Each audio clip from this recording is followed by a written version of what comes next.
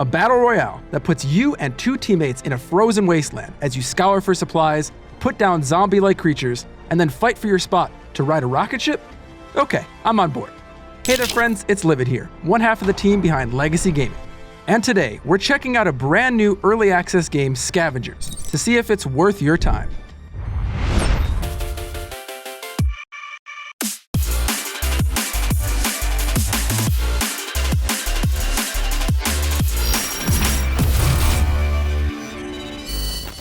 As always, we think it's important that we start with a 30,000-foot view of a new game so that anyone unaware of what it is can get on the same page relatively quickly. Scavengers is a PvEvP battle royale game, which means you're not only fighting players, but you're also fighting against AI-controlled enemies. Now this is a relatively newer approach to battle royales that we've seen play out in games like The Cycle, an Epic Store exclusive that has seen moderate success in the PvEvP space. But altogether, the genre just hasn't captured the mass popularity of some of the bigger battle royale titles.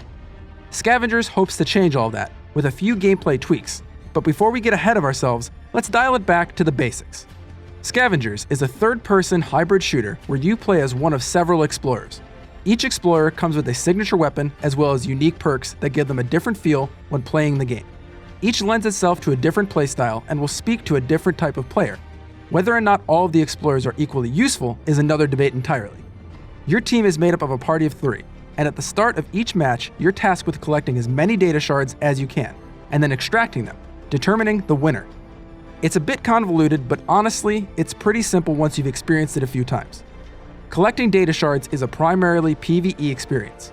You'll head to strong points on your map, fight a number of AI-controlled enemies, and then use your little robot to scour shards from the major shard nodes. Enemies will also drop varied amounts of shards, but not nearly as much as the major points. Now, as you explore each location, you'll collect gear in the form of new guns, valuable consumables like bandages, medkits, and rations, as well as scrap that is essential for crafting armor upgrades and certain items you have researched for your loadout. Now, the entire experience is centered around PvE, killing NPCs to get your level up experience and ammo, until it isn't. The entire time you're collecting data shards, enemy teams are doing the exact same thing. And the experience really comes down to a head when teams collide over certain strong points. This is honestly where the game is at its absolute best, when you're confronting other teams, while also dealing with the PvE elements of the game. It's chaotic, requires coordination, and is honestly the peak of the Scavengers experience. There's one more key component of the game, and that's extraction. As the map's playable area shrinks due to an ever-closing storm, a massive dropship will come down and players will have just a few minutes to rush aboard to extract all of their data shards. It's all or nothing here, and your team has to make it onto the ship for your shards to be counted. You can have the most shards, but if you don't make it to the extraction, well, then you still lose. You can also upload some of your shards at outposts around the map, but by the end of the game, that'll only amount to a fraction of the total shards collected across the various teams, especially if you manage to take out a team and collect their shards for yourself. The end of a Scavengers round is an absolute bloodbath, with teams coming from every direction trying to secure a spot on the ship, usually wide out in the open. It's not exactly perfect, or the most climactic way to end a round, but we had plenty of fun wiping out other teams as we attempted to secure our spots on the ship.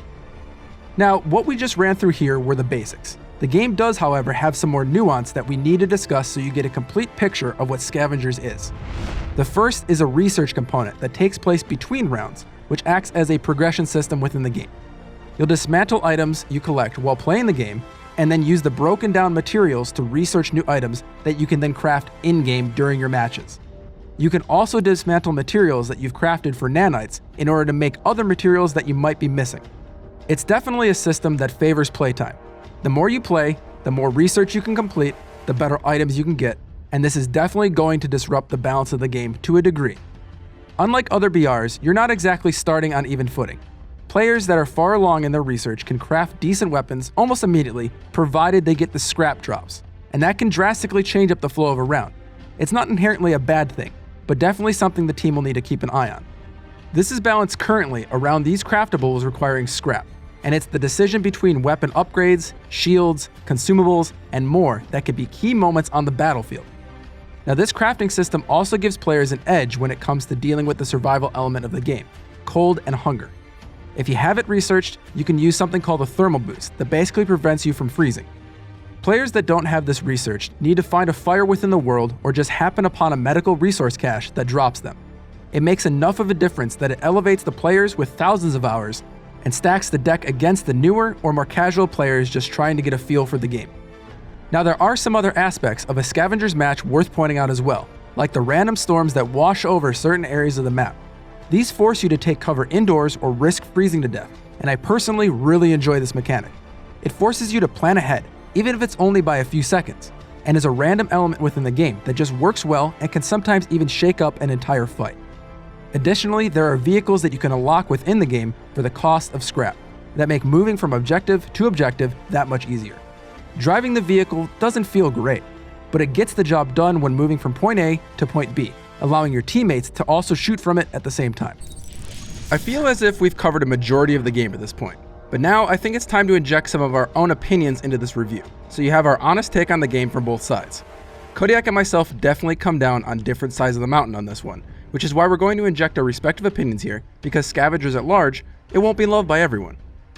Kodiak thinks there's a lot of good ideas in the mix, and for the most part, the PvEVP nature of the game works well, but the pacing has, and still is, a major problem within the game.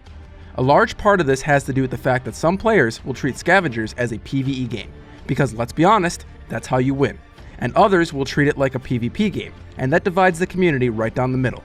To him, it almost feels like the two ideas, PvP and PvE, are fighting against each other, and he thinks a large reason for that is the size of the map. Scavengers takes place in a big arena, and the number of teams in the mix just doesn't support the size. We would often go 3/4 of the way through a round before seeing a single person, and that just didn't feel right. When we did get into a conflict, it was great, and that's honestly where the game works best, but outside of that, in his opinion, the game just falls a bit flat. He doesn't even mind the progression system, which clearly puts some players at an advantage over others. It's the moment-to-moment gameplay and the pacing that just isn't right for him. Now I, on the other hand, don't feel the PvE element is necessarily fighting the PvP portion as much as Cody, because a big portion of the game is paying attention to the map and seeing which points are being taken so that you know which objective might be a hot zone next for players, with you being able to pick your engagements wisely. I definitely agree with him, however, in thinking that there either needs to be more teams in the mix or the size of the arena condensed a bit to make conflicts happen more often early on. Now I had a few games where low and mid-level skirmishes happened, and they were super enjoyable. Now there is, however, a major point that I dislike about the game, and it's the almost mobile game-like research timers and power blockers that gate your progression through research. So even if you're doing fantastic, if you started after other players, you will always be behind. The research system itself is fine, but the time gating is not, and I would love to see that element just straight up removed. So here's the deal with Scavengers. At the moment, the game is in early access, which is why this is an early access worth your time review. Things are bound to change over the course of the next few months, and the game itself may look a whole lot different 6 months from now. At this point, I think it's safe to say that maybe Scavengers is worth your time, but it's definitely not for everyone, and it's far from fully fleshed out. The cool thing is you don't need to pay any money to check out the game. Midwinter Entertainment, the developers behind the game, have opened up access to all players as of May 1st, free for everyone on Steam and Epic.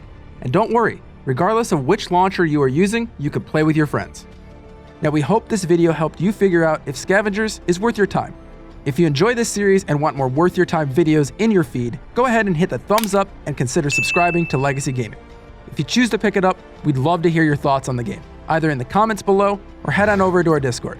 Our community of nearly 7,000 members is spread across dozens of fantastic games. So if you're looking for some awesome people to hang out with, stay up to date on our videos, consider becoming part of the Legacy. Finally, if you like our channel and are a fan of what we stand for here at Legacy Gaming, you can help us out by becoming a member. For the cost of a cup of coffee, you're helping evolve the channel and build a better community. Check out the join button below to learn more. My name is Livid, and from everyone here at Legacy Gaming, thanks for watching, and play on.